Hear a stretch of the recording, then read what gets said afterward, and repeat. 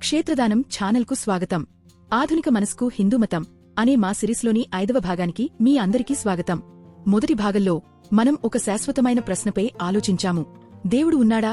రెండవ భాగంలో హిందూమతంలో ఎందుకు ఇన్ని దేవతలు ఉన్నారు అనే ప్రశ్నకు సమాధానం చూశాము. మూడవ భాగంలో హిందూమతంలో విగ్రహారాధన ఎందుకు అనే ప్రశ్నను పరిశీలించాము.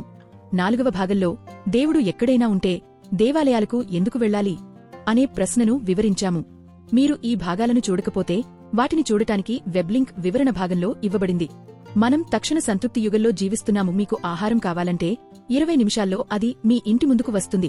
మీకు ఏదైనా సమాధానం కావాలంటే ఒక శోధన యంత్రం అరసెకనులో లక్షల ఫలితాలను చూపిస్తుంది. వేచి ఉండటం అంటే వ్యవస్థలో లోపం అని నమ్మేలా మనం అలవాటు పడిపోయాము. కాని అప్పుడు జీవితం మనల్ని గట్టిగా దెబ్బతీస్తుంది. ఒక వ్యాధి నిర్ధారణ, ఒక విరిగిన హృదయం, ఒక ఆర్థిక పతనం. అప్పుడు మీరు అంతర్ముఖులవుతారు. మీరు మీ రక్షణ కవచాన్ని వదిలేస్తారు. ఎన్నో సంవత్సరాల తర్వాత మొదటిసారి మీరు ప్రార్థిస్తారు. మీ ఆత్మ లోతుల నుండి ఆర్తిగా పిలుస్తారు. అప్పుడు మీకు ప్రతిగా ఏమి వస్తుంది? నిశ్శబ్దం, సంపూర్ణమైన వేదన కలిగించే, ప్రతిధ్వనించే నిశ్శబ్దం. ఆధునిక తార్కిక మనస్కు ఈ ఆలస్యం ఒక తిరస్కారంలా అనిపిస్తుంది. ఇది మనల్ని అడిగిస్తుంది, నిజంగా ఎవరైనా వింటున్నారా? దేవుడు క్రూరుడా? లేక ఇంకా భయంకరంగా ఈ విశ్వం పూర్తిగా ఖాళీదా? మీరు ఎప్పుడైనా దైవం చేత విడిచిపెట్టబడినట్టు అనిపించి ఉంటే మీరు ఒంటరివారు కాదు. వేల సంవత్సరాలుగా మానవ చరిత్రలోని గొప్ప మేధావులు ఇదే నిశ్శబ్దంతో పోరాడారు. ఈరోజు మనం కఠినమైన సిద్ధాంతాల నుండి దూరంగా వెళ్లి భారతదేశ ఆధ్యాత్మిక మహానుభావుల లోతైన విశ్వజ్ఞానంలోకి ప్రవేశిద్దాం. శ్రీరామకృష్ణుల మరియు స్వామి వివేకానందుల గాఢమైన మానసిక జ్ఞానం నుండి దైవ సమయ రహస్యాన్ని అర్థం చేసుకుందాం. దేవుని నిశ్శబ్దం ప్రేమ లేకపోవడం కాదని, అది అత్యున్నత మార్గదర్శకత్వం అని తెలుసుకుందాం. రామకృష్ణ పరమహంసులు ప్రార్థనను ఒక సిద్ధాంతంగా బోధించలేదు. ఆయన దానిని జీవించారు.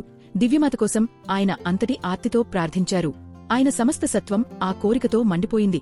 ఆయన జీవితంలో ప్రార్థన అనేది కేవలం పఠనం కాదు, అది సంపూర్ణమైన పిలుపు. ఆ పిలుపు ప్రత్యక్ష ఆధ్యాత్మిక అనుభవంగా మారింది. కాబట్టి రామకృష్ణులు దేవుడు నిజమైన ప్రార్థనను వింటాడని చెప్పినప్పుడు అది విన్న మాట కాదు, అది ఆయన సాక్షాత్కారం నుండి వచ్చిన మాట. రామకృష్ణులు మానవ స్వభావాన్ని లోతుగా గమనించారు. మనలో చాలామంది నిజంగా దేవుణ్ణి కోరుకోవడం లేదని ఆయన గ్రహించారు. మనం దేవుని బహుమతులను కోరుకుంటాము. విశ్వం మన వ్యక్తిగత కోరికలు నెరవేర్చే యంత్రంలా పనిచేయాలని మనం ఆశిస్తాము. ప్రార్థనలు ఎందుకు వెంటనే నెరవేరవో వివరించడానికి ఆయన ఒక అందమైన సాధారణ గృహ ఉపమానాన్ని చెప్పారు. ఒక తల్లి ఇంటి పనుల్లో బిజీగా ఉందని ఊహించండి. తన చిన్న బిడ్డను బిజీగా ఉంచడానికి ఆమె అతనికి కొన్ని బొమ్మలు ఇస్తుంది. అతను కొంతసేపు సంతోషంగా ఆడుకుంటాడు. మధ్య మధ్యలో ఏడ్చినా తల్లి తన పని కొనసాగిస్తుంది. కాని సాయంత్రం అయ్యేసరికి పిల్లవాడు ఆ బొమ్మలతో విసుగు చెందుతాడు. అవి తనకు నిజమైన ఓదార్పు ఇవ్వలేవని గ్రహిస్తాడు.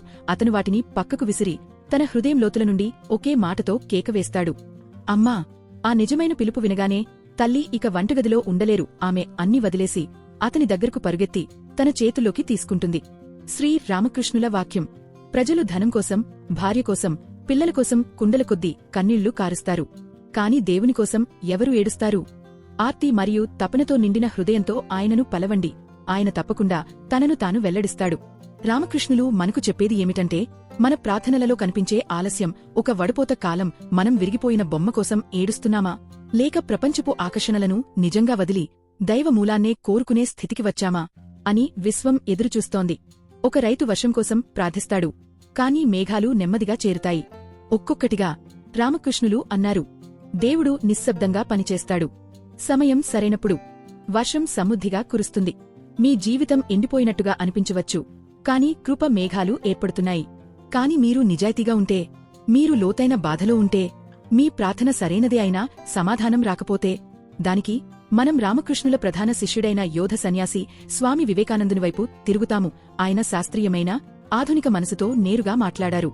వివేకానందులు నెరవేరని ప్రార్థనల భావనను కర్మనియమం మరియు ఆత్మ నియంత్రణ ద్వారా పూర్తిగా కొత్తగా వివరించారు.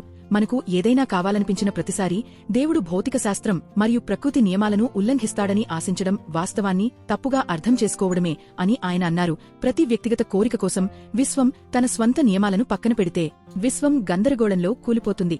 వివేకానందుల దృష్టిలో ప్రార్థన అనేది ప్రపంచాన్ని మార్చమని బాహ్య దేవుణ్ణి వేడుకోవడం కాదు, మీ ప్రపంచాన్ని మీరు మార్చగలంత బలంగా మీరు మారడం. ఆయన భౌతిక శాస్త్రం నుండి ఒక అద్భుతమైన ఉపమానాన్ని ఇచ్చారు.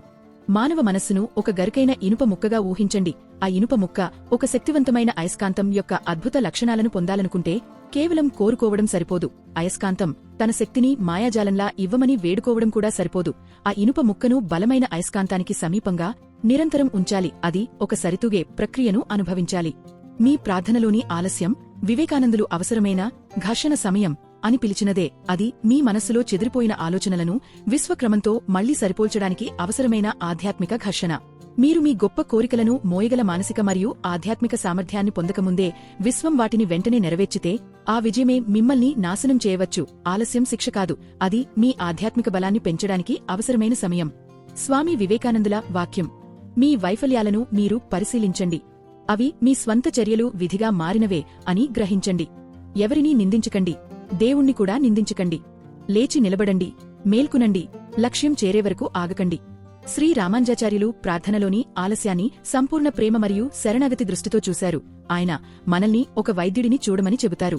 ఒక అనారోగ్యంతో ఉన్న పిల్లవాడు మిఠాయిలు అడిగితే ప్రేమగల వైద్యుడు నిరాకరించి చేదు మందు ఇస్తాడు. పిల్లవాడికి బాధగా అనిపించవచ్చు, కాని వైద్యుడు తాత్కాలిక సౌఖ్యాన్ని కాదు, నిజమైన నయాన్ని కోరుకుంటాడు. రామానుజాచార్యులు చెప్పారు, దేవుడు ఆ పరమ వైద్యుడిలాంటివాడు. ఆయన ఒక ప్రార్థనను ఆలస్యం చేసినప్పుడు మన అహంకారాన్ని పెంచేదాన్ని ఇవ్వకుండా ఉండవచ్చు, దానికి బదులుగా ఎదురుచూడటం అనే చేదుమందును ఇస్తూ ఉండవచ్చు. మన కర్మను శుద్ధి చేయడానికి, మరింత గొప్పదానికి మనల్ని సిద్ధం చేయడానికి. కాని మనం ఎదురుచూస్తున్నప్పుడు కనీసం దేవుణ్ణి ఎందుకు అనుభవించలేము? దానికి 8వ శతాబ్దపు ఆచార్యుడు ఆది శంకరాచార్యులు ఒక అచంచలమైన తార్కిక సమాధానం ఇస్తారు. శంకరాచార్యులు చెప్పారు, దేవుడు సూర్యుడిలాంటివాడు, ఎప్పుడూ ప్రకాశిస్తూనే ఉంటాడు. కాని మనస్సు భయం, సందేహం, ఆందోళనలతో కలత చెందినప్పుడు ఆ వెలుగు విరిగినట్టుగా లేదా దాగినట్టుగా కనిపిస్తుంది. సూర్యుడు ఎప్పుడూ అదృశ్యమవలేదు. మనస్సు అనే సరస్సు ప్రశాంతం కావాలి.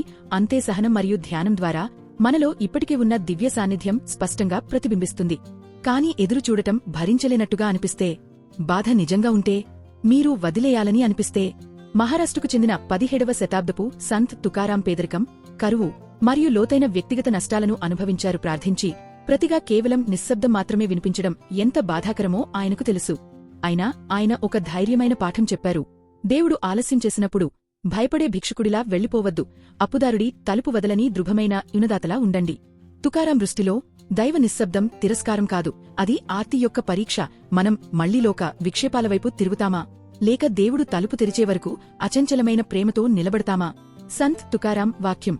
ఓ ప్రభూ, నేను నీ తలుపు దగ్గర గట్టిగా మొరపెడతాను, ఒక్క అంగుళం కూడా కదలను.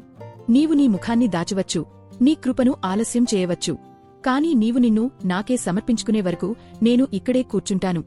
ఈ మహాసంతుల జ్ఞానాన్ని కలిపి చూస్తే ఆధునిక మనసు కోసం ఒక అద్భుతమైన ఆధ్యాత్మిక మానసిక శాస్త్ర నియమం బయటపడుతుంది. మీ ప్రార్థనలు వెంటనే నెరవేరకపోతే ధైర్యం కోల్పోవద్దు.